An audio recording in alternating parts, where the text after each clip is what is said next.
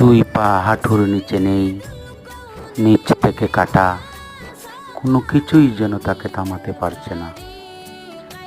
কেউ বয়স্ক, কেউ হাঁটতে পারছে না, কারো পা বাঁকা, কিন্তু আল্লাহর ঘরের প্রেম তাদের থামাতে পারেনি।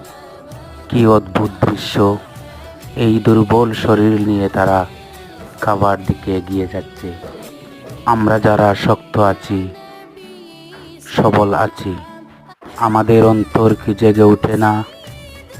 আল্লাহ যাকে ডাকবেন তিনি আসবেন, তার যে কোনো অঙ্গ থাকুক বা না থাকুক, যদি আল্লাহ কবুল করেন।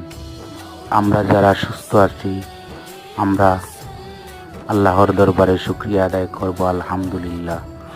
আল্লাহ যেন আমাদেরকেও আল্লাহর ঘরে কবুল করেন, আমিন।